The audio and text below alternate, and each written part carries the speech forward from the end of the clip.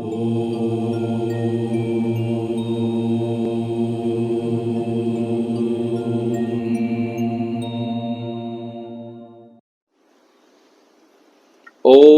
परब्रह्मणे नमः।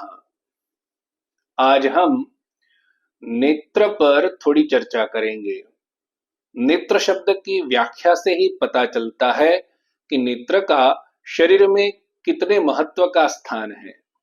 नियते अनेन इति नेत्रम, आगे की ओर जाने के लिए जो मार्गदर्शन करे उसको नेत्र कहते हैं।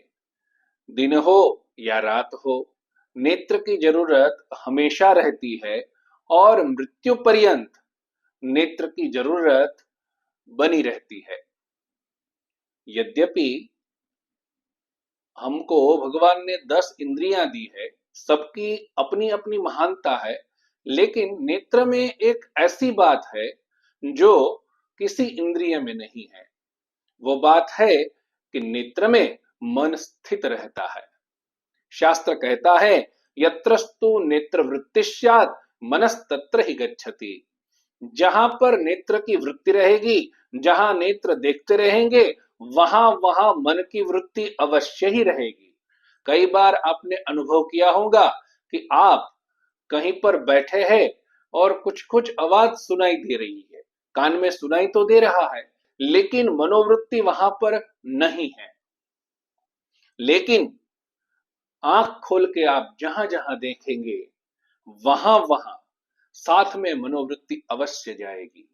इसीलिए भक्त लोग जब ध्यान करते हैं या कोई विचारक जब अच्छी तरह से कोई विचार करना चाहता है, तब आंखें बंद कर लेता है। आंखें बंद करने से, नेत्र बंद करने से मनोवृत्ति स्थिर होने लगती है। भगवान ने किसी इंद्रिय को शटर नहीं दिए हैं, सिर्फ नेत्र को दिए हैं। इसी से नेत्र की महत्ता की पुष्टि होती है। कभी कभी नेत्र में कोई रोग या तकलीफ पैदा हो जाती है। यद्यपि गले से ऊपर का जो भाग है, जिसको हम मस्तिष्क कहते हैं, उसमें जितने भी अंग विद्यमान हैं, उसमें ज्यादातर कोई रोग लगता नहीं है। भगवान ने उसको बहुत अच्छी तरह से सेफ रखा है। लेकिन फिर भी प्रारब्धवशात या किसी कारणवशात जब नेत्र में कोई तकलीफ पैदा हो जाती है, तो उसका निवारण जल्दी से करना चाहिए। शास्त्र हमारा मार्गदर्शन करते हुए कहता है, नीरपूर्ण मुखोधौति जलक्षेपेण योक्षिणी प्रभाते नेत्र रोगेश्च नित्यम सर्वैः प्रमुच्यते। प्रभाते, प्रभात के समय में, समय का बहुत बड़ा महत्व है। शरीर और प्रकृति का जो एकत्व है, उसको हम कभी मिटा नहीं सकते। प्रभात के समय में नीर पूर्ण मुखः, मुख को पानी से पूरा भर करके, जलक्षेपेण, जल के क्षेपण से जो आंखों को धोता है। कितने दिन तक धोना है? नित्यम, हर रोज यह काम करना है। शास्त्र कहता है आमरण यह काम करना चाहिए। तो उससे क्या फायदा होगा? सर्वे ही नेत्र रोगे ही प्रमुच्यते। नेत्र में जितने भी प्रकार के रोग है, उन सब से मुक्ति मिल जाएगी। प्रभात के समय में मुख में पानी भरिए। कितना पानी? पूरा मुख भर जाना चाहिए, उतना पानी भरिए और उस पानी को वैसे ही रहने दीजिए, उसको निकालना नहीं है।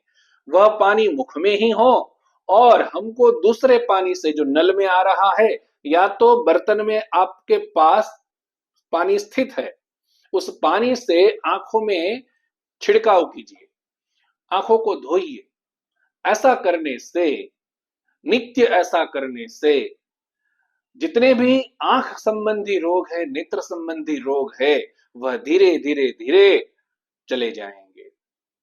यह प्रयोग मैंने कई लोगों को बताया है, जिसकी आंखों में चश्मा लगा हुआ है, अथवा तो किसी भी प्रकार का आंख में दोष उत्पन्न हो गया है।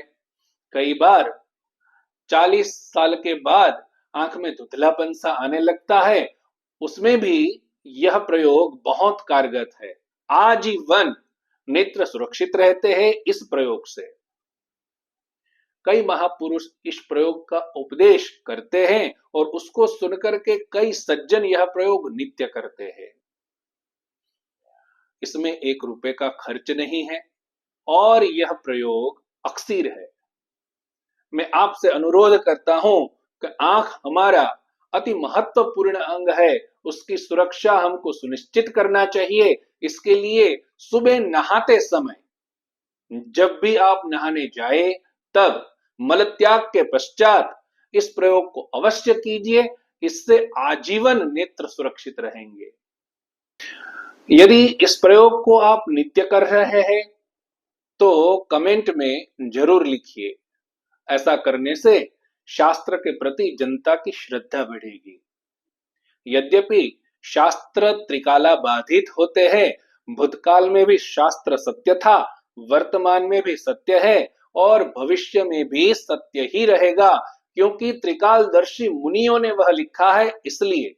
परंतु फिर भी कलयुग है, मनुष्य को हर एक बात में प्रूफ चाहिए, तो आपकी कमेंट प्रूफ साबित होगी। यह अति महत्वपूर्ण चर्चा है, महत्वपूर्ण माहिती है। इसको अपने परिवारजनों के साथ, मित्र मंडल के साथ जरूर शेयर कीजिए और ऐसी ही शास्त्रीय माहिती के लिए सहज आरोग्यम चैनल को सब्सक्राइब कीजिए। धन्यवाद।